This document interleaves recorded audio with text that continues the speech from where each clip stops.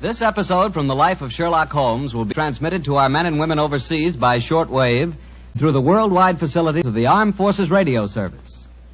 Petri Wine brings you Basil Rathbone and Nigel Bruce in the new adventures of Sherlock Holmes.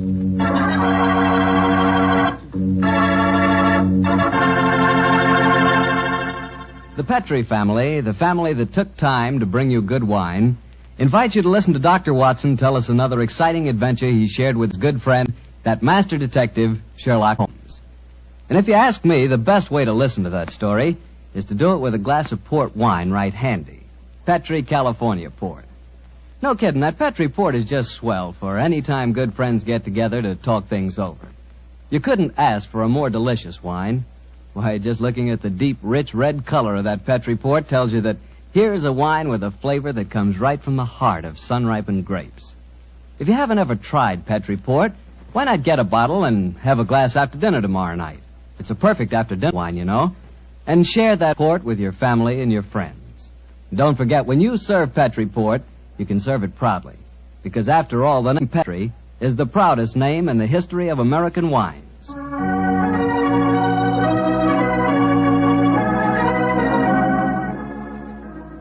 And now let's keep our weekly appointment. Good evening, Dr. Watson. Good evening, Mr. Bartell. Draw up a chair. Thank you. That's it. By the way, do you know what date it is? November 5th, isn't it? That's right. In England, it's known as Guy Fawkes Day. Have you ever heard of it? It's something to do with a gunpowder plot, isn't it? Yes, Mr. Bartell, it is. And as Sherlock Holmes and I had a very unusual adventure on the 5th of November many years ago, it seems appropriate that I should tell you about it tonight. Before I begin, I think it might help you to appreciate the true flavor of the story if I tell you a little about the origin and the customs of Guy Fawkes Day. It's a swell idea, Dr. Watson. Well, my boy, on November the 5th, 1605, exactly 340 years ago today, King James I was about to attend the opening of Parliament when a plot was discovered to blow up the House of Lords during the ceremony. And the chief conspirator was Guy Fawkes, I suppose? Yes, he was. He was captured in a vault immediately below the House of Lords, a vault full of barrels of gunpowder. Of course, he and his fellow conspirators were executed. And ever since then, November the 5th has been known as Guy Fawkes Day. Well, how's it celebrated, Doctor? Well, it's a great time for the youngsters, Mr. Bartell. They black their faces, throng the streets, begging for pennies, and build bonfires in which to burn effigies of Guy Fawkes. These effigies are life-size dummies, stuffed with straw and dressed in old clothes. The children parade them in the streets chanting rhymes. Well, now, let me see. Pleased to remember the 5th of November. Guy Fawkes Guy, hit him in the eye. The kids must have quite a time. Sort of like Halloween, huh, Doctor? Yes, not unlike it, my boy. Well, now that I've told you something about the customs of Guy Fawkes Day, I'll get on with my story. It began just before lunch, I remember, on November the 5th, 1899. The day was foggy and cold, and Holmes and I seated each side of a blazing fire in our Baker Street rooms. From outside, we could hear the sound of voices laughing and singing. Suddenly, Holmes rose and crossed to the window, opened it, and looked out.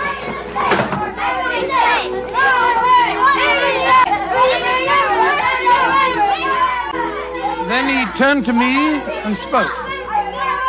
Children having a great time, Watson, aren't they? Yes, it cost me a shilling worth of pennies to walk here this morning. Has it occurred to you, Watson, that the gunpowder plot offers very promising material to the speculative mind? In what way, Holmes? I say it's confoundedly chilly in here. Don't you think you might shut that window? Sorry, old chap. As I was saying, the gunpowder plot offers very promising material to the speculative mind. I made something of a study of the historical records of the case. There is more than a little evidence to suggest that King James was never in any real danger. Never in any danger? Well, what makes you say that? Knowledge of the proposed dastardly scheme came to light early. That James Stuart, King of England, the possessor of a shrewd and diabolical mind, used the spectacular discovery of the plot to try and bolster his waning popularity, as well as to justify increased religious persecutions. Well, that's the first I've heard of it, Holmes. I dare say, old fellow, but it's true just the same. I'm afraid James Stuart, King of England, was an unscrupulous tyrant. Come in. Oh, yes, Mrs. Hudson? There is a gentleman to see you, Mr. Holmes. He said it was very important, and he asked me to give you his card. Oh, thank you, Mrs. Hudson. Oh, ask him to come up, please, will you? Aye, sir. Who is it, Holmes? A gentleman with a remarkably fine sense of timing. Read his card for yourself. Let's have a look. Mr. James Stewart. Great Scott, that's an extraordinary coincidence that he should arrive just as we're talking about James Stewart, King of England. Come in. Mr. James Stewart. How do you do, Mr. Stewart? My name is Sherlock Holmes, and this is my colleague, Dr. Watson. How do you do, sir? How do you do? Mr. Holmes, you've got to help me. I'm walking about in mortal fear of my life. You've got to help me. Mr. Stewart, I suggest that you sit down. I'll do anything in my power to help you, but you must compose yourself first and tell me quietly what it is that's frightening you. How can I compose myself when I may be dead within a few hours? No, Mr. Stewart. I'm a doctor. I really think if I were to give you a sedative that you'd find... How can you talk of sedatives when I... My heart. Doctor. My heart. All right. Now, here, let me help you into this sofa. There you are now. Imagine That's the brandy it. would be in order, Watson. Yes, Holmes, and I'll give him some digitalis. A fellow with a bad heart like this shouldn't allow himself to get so excited. Here you are, Mr. Stewart. Drink this. That's it. And now this, Mr. Stewart. What is it? It's digitalis. Very well. Yeah, now. Feel better, sir? Yes, Mr. Holmes. Yes, I do. You're right. I shouldn't get so excited. My heart can't stand it, you know. Watson, is he well enough to talk, do you think? Yes, if he doesn't excite himself again. I'll be careful, Doctor. I'll take it quietly. Mr. Holmes, when you saw my card just now, did it strike any responsive chord? Oh, naturally, sir. Who could fail to be intrigued when a James Stewart calls to see one on Guy Fawkes Day? It isn't just coincidence that my name is James Stewart. I've got royal blood in my veins. People know of it. And that's another reason they're out to kill me. They're jealous of my heritage. Every instinct I have is a royal one. Now, you gentlemen know that falconry is a king's sport. And my greatest hobby is the breeding and the training of Mr. falcons. Stewart, please, Mr. Stewart. Owing to the state of your health, I suggest that you be as economical as possible in your explanation. In fact, I think it might be better if I were to question you. Very well, Mr. Holmes. Now, you say that your life is in danger. What evidence do you have to substantiate that claim? My cousin, Guy Falconby, has threatened it. You see, Mr. Holmes, he and I are the only heirs to a wealthy uncle. His fortune will go to the surviving heir. If I were dead, Guy would inherit everything. Seems to me, Mr. Stewart, that you should have applied to Scotland Yard for protection. I did, Dr. Watson. Only a few days ago I saw a certain Inspector Strad, I think his name was, and he laughed at my fears. Oh, Strade. And he laughed, did he? Well, then in that case, there may be something in your story, sir. You say that your cousin has threatened to kill you. Has he indicated the method he intends to employ? He has, and it's a devilish plot. Guy has a bitter, twisted sense of humor, gentlemen, even when he's planning as dastardly a thing as a murder. I am James Stewart. He is Guy Falconby, which is near enough to Guy Fawkes. Today is the 5th of November, and he's planning to blow me up. Oh, come, sir. You can't expect us to believe that. But it's true. He warned me. And the celebrations that are going on in the streets of London today would make a rare cloak for his activities. I must confess, Mr. Stewart, that I find your story most unconvincing. All your evidence appears to depend on conversations held between you and this cousin of yours. You have no facts, sir, to substantiate your claims. But I have. Then please let us hear them. I live at 23 Cavendish Square. A week ago, the house next door to me was let to a new tenant. Almost immediately, workmen became very active there. They were digging in the cellars, Mr. Holmes. I could hear the sounds of picks and shovels through the walls. Digging in the cellars. That does sound significant, doesn't it, Holmes? Extremely. Did you observe any other activities of the workmen, Mr. Stewart? Mr. Holmes, vans have been delivering large packing cases to the basement during the last 2 days. Mm-hmm. I know what's in them, too. It's gunpowder. I tell you, they're planning to blow me up today. No. Steady. You mustn't excite yourself again. What shall I do, Mr. Holmes? I think, sir, it would be better for you to rest here for a while and then go to a nearby hotel. I would suggest the Shaftesbury.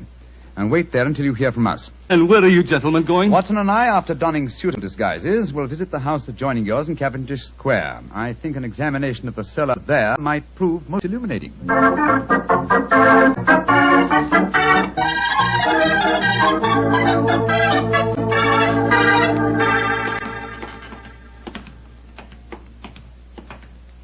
This must be the house, all right, Holmes. The empty packing cases are still by the foot of the basement steps. Come on, Watson. Let's go down and explore. Pardon my soul, I feel a little self-conscious in these clothes. No need to, my dear chap. You look a most authentic inspector of plumbing. Well, If anyone challenges us, you'd better let me do the talking, though. I think my accent might be a little more convincing. Shh. Listen. I can't hear anything. Exactly. Then we may reasonably assume that either the workmen are observing the Guy Fawkes holiday or that their work is done. Come on, let's try this door. It's unlocked. Yes. Huh. This is too easy, Watson. We must be prepared for a trap. Come on. I've got my revolver handy if there's any trouble. Don't use it until I tell you to. Remember, we're supposed to be plumbing inspectors. It's pitch black in here. I can't see a thing. Strike a match. See if you can find a gas jet. Strike a match when the cellar may be full of gunpowder. Can't take the risk, old chap. Here's a gas jet. I'll light it. That's better. Now we can see a little. Uh-huh. I think the workmen have completed their job. See that new wood forming a crude door in the corner over there? Where does it lead to, do you suppose? Let's find out.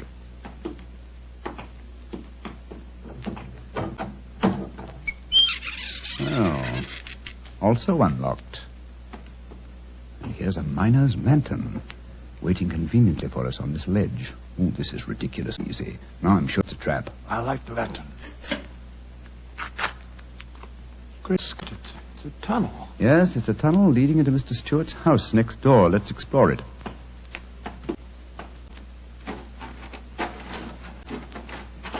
Look, Holmes. Look at the barrels. I bet they're full of gunpowder. Undoubtedly.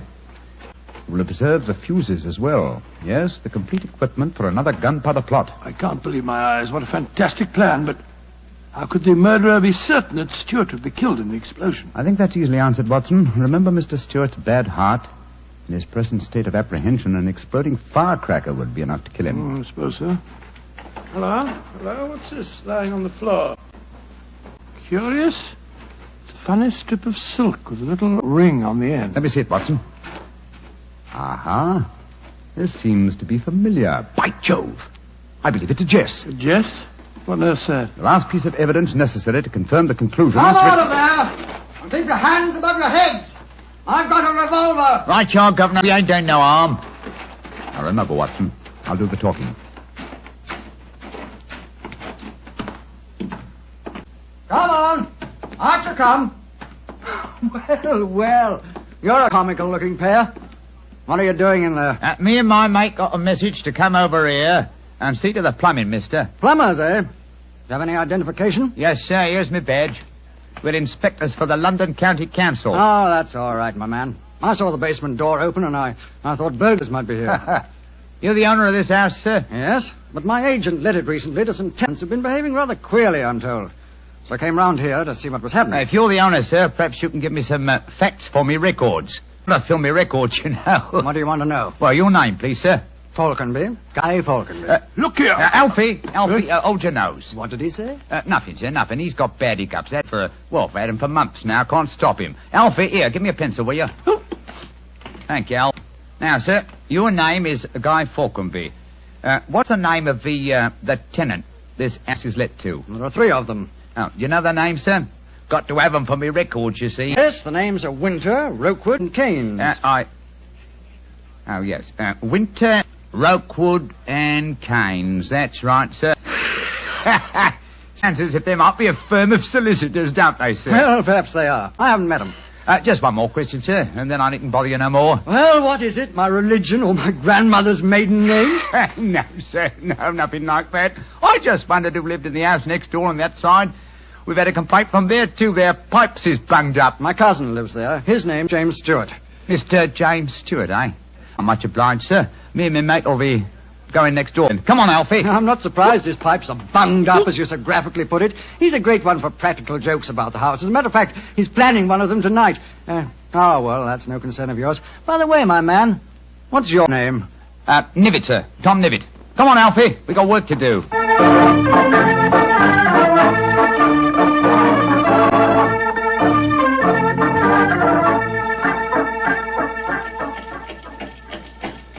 Holmes, I wish you'd tell me what's going on.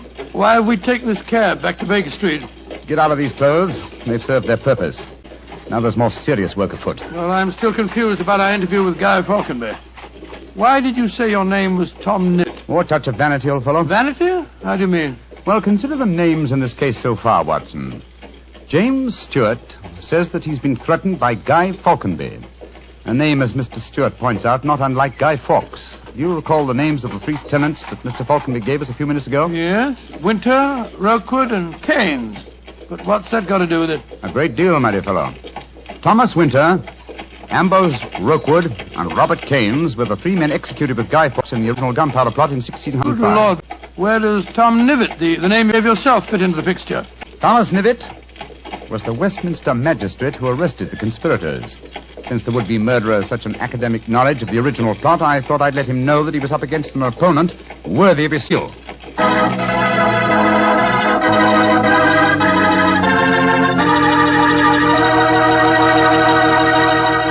We'll hear the rest of Dr. Watson's story in just a few seconds. Just about time for me to remind you that if you want a wine that's sure to please the ladies, you can't mix with Petri California Muscatel. That's because Petri Muscatel is a golden wine with one of the most luscious flavors you ever tasted. Did you ever taste a big, plump Muscat grape that's ripened in the sun? If you have, then you know what to expect when you taste Petri Muscatel. It's a wonderful wine, perfect after dinner and swell when company comes. Just remember that, won't you? Petri Muscatel. Well, Doctor, you and Mr. Holmes were certainly having yourselves quite a Guy Fawkes day. What happened when you got back to Baker Street? We quickly changed out of our disguises and back into our ordinary clothes. I was still pretty much in the dark, as usual. And I kept questioning Holmes as to our next move. He was in a state of suppressed excitement. And it was obvious as he spoke to me that he was anxious to be off.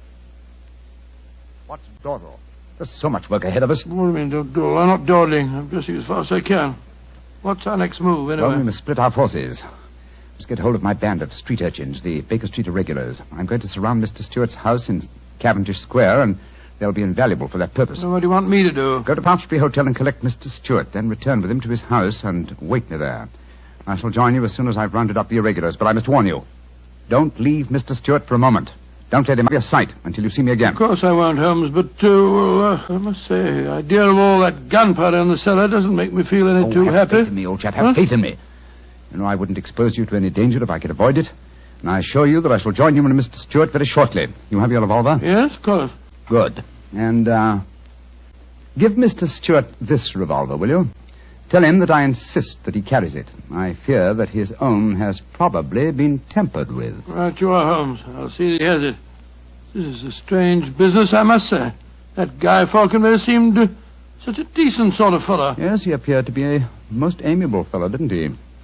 This is indeed an unusual case, Watson. We're up against one of the most sinister and twisted antagonists that we've ever met. Well, old chap, I'm leaving now. I'll join soon. And don't forget, stay close to Mr. Stewart. Stay very close to him.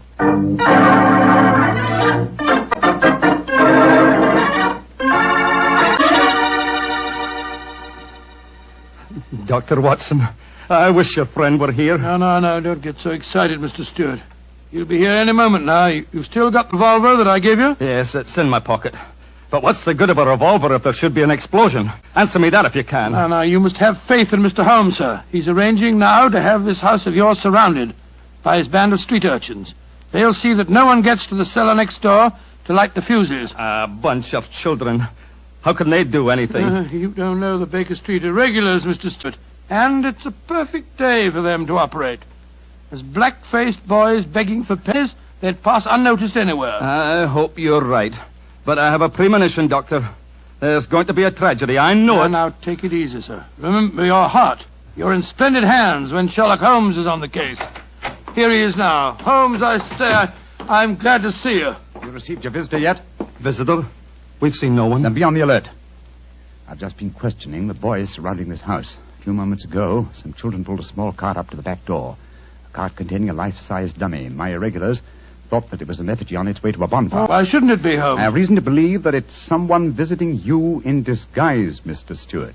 A visitor who is mounting the back stairs at this very moment. You've got to stand by me, Holmes. You've got to protect me. Don't worry, sir. Come in.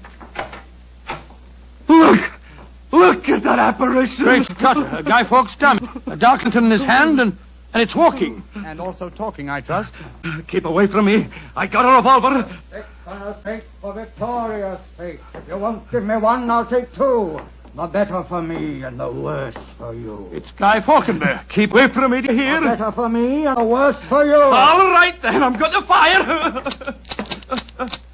Dear me, Mr. Stewart, the revolver I've provided for you seems to be unloaded. How very odd. Well, what in fun is all this You about? have just witnessed an attempted murder, Watson. Murder? What are you talking about? This is a game. James and I had it arranged, the whole thing. You may have thought it was a game, Mr. Falconby, but I assure you that your cousin... Grab Mr. Stewart, Watson. He seems to be leaving us. Leave me alone. Take your hands off me. My heart. Help me put him on the sofa. That's it. I'll get him some digitalis. Look, I don't want to appear unnecessarily stupid, but will someone tell me what this is all about? With pleasure, Mr. Falconby. Your cousin had planned one of the most fantastic murder plots that I've ever encountered. He came to us with the story that you had threatened his life. But that's ridiculous. I'm very fond of him. Of course it's ridiculous. The whole plot was ridiculous. He leased the house next door, had a tunnel dug, and gunpowder and fuses planted there. Even entered the name of the tenants as Winter, Rokewood, and Keynes, to give the apparent plot a further authenticity. You mean my cousin was the real tenant? Certainly he was. However, he was clumsy enough to drop that piece of silk with the wire ring on the end that you found in the cellar, Watson. The thing you called a jest. And what's a jest? It's a strap that goes round a falcon's leg to which its leash is fastened. You will remember that Mr. Stewart informed us that falconry is his hobby, and it therefore indicated that he had been in the cellar and consequently must have known about the whole plot. And all he was trying to do was to build up in our minds the belief that his cousin was trying to kill him. Exactly, my dear fellow. Had we believed him, of course he could have shot you just now, Mr. Falconby, in apparent self-defense. Good Lord, what a fantastic plot. I still can't quite believe Mr. it. Falconby, why are you dressed as a Guy Fawkes dummy? Well, it was James's idea. He said that he was going to dress up too, and that we were to go round the bonfires tonight and frighten people by appearing as live dummies. But the last message he sent told me to come up here, that we'd play a practical joke on a couple of friends of his. Did he provide you with the costume that you're wearing? Yes, as a matter of fact, he did. Have you searched the pockets for any weapons? No, but I will. All right, and while you're doing that, I'll examine this dark lantern. How's your patient, Watson? Well, I've given him some digitalis, and now I'll get him some brandy. I can't find anything in the pockets. Here's the answer, my friends. Look here. Inside the lantern is a dagger. Your cousin planted it there to substantiate the claim that you were trying to kill him. Had his plans worked, you would have been dead, Mr. Falconby, before you could have told us the truth. Here, come back here, Mr. Stewart. James! He slipped out of the door. Confound it! He's faking the heart attack. Come on, Watson, our turn.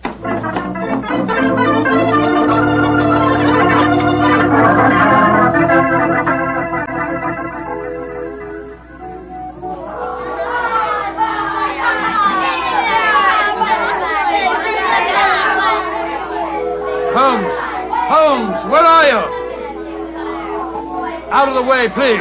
Blimey. Here comes the Lord Mayor of London, chums. Excuse me, please. I'm trying to find a friend of mine. Most important. Holmes, where are you? Get out here, Watson. I hear you calling me. Out of the way, please. I'm coming, Holmes. Why don't you send in a postcard? You got away from me in the crowd. Mr. Stewart got away from us. Well, we'll never find him in this Not mark. too old fellow. He's a dangerous man. There's no knowing what he may do. Where are the irregulars? There's Wiggins. Wiggins. Hello, Mr. Elms. Wiggins. Doc Watson.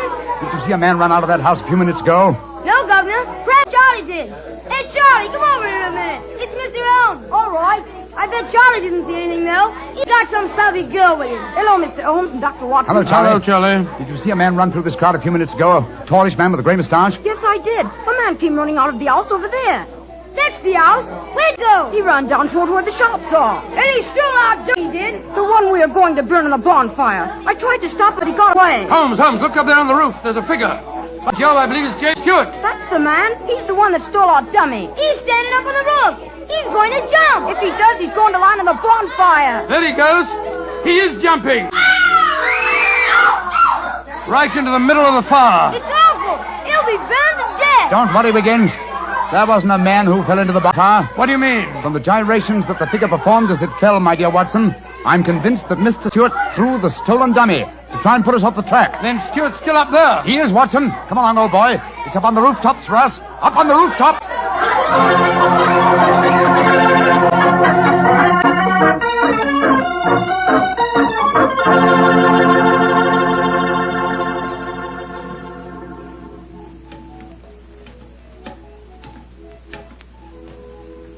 Here, Watson. Let me help you up. Can you reach my hand? Yeah, I got it. All right, then. Up you come. Come on. That's it. Phew. Seems to me that fire escapes must be designed for giants. Keep your eyes skinned, old fellow. Stuart's a dangerous man. Might be hiding behind those chimney stacks. Come on. Upon my soul, this is a strange place to be on Guy Fawkes night. Yes, a comprehensive case, Watson. Starts in a cellar and ends on a rooftop. Look, Holmes. By the parapet there.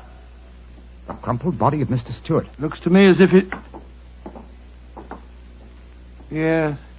He's dead, Holmes. Well, it's not surprising. The effort of carrying the dummy up here and throwing it, combined with his own state of excitement, were too much for him. No, frankly, I can't say that I'm sorry. No, he planned a murder. If it hadn't been for you, he would have succeeded. An extraordinary case, Holmes. Yes, old chap, and one that should long make us remember the 5th of November. By Joe, yes. Please to remember the 5th of November. Gunpowder treason and plot. I see no reason why gunpowder treason should ever be forgot.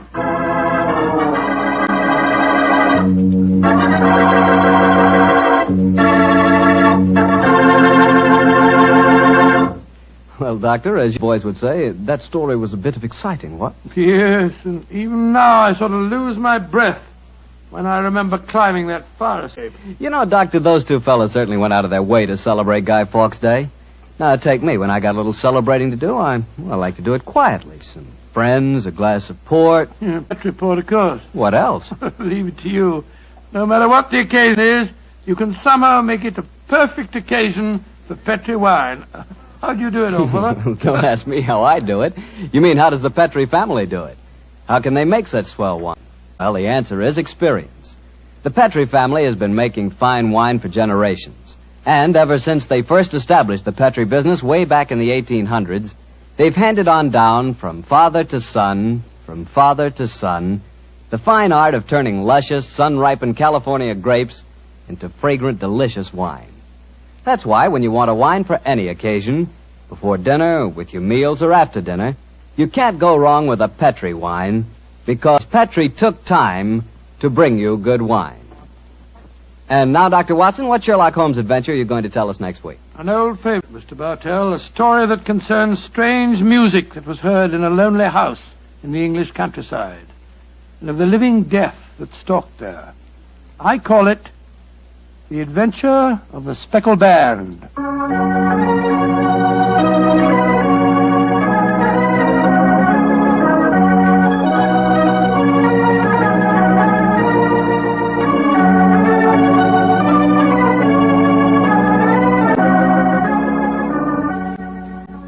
Tonight's Sherlock Holmes adventure is written by Dennis Green and Anthony Boucher and was suggested by an incident in this Arthur Conan Doyle story, The Adventure of the Devil's Foot. Music was by Dean Fossler. Mr. Rathbone appeared through the courtesy of Metro-Goldwyn-Mayer, and Mr. Bruce through the courtesy of Universal Pictures, where they are now starring in the Sherlock Holmes series.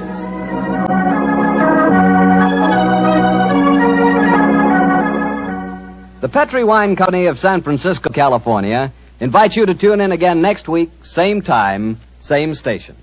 This is Harry Bartell saying goodnight for the Petri family.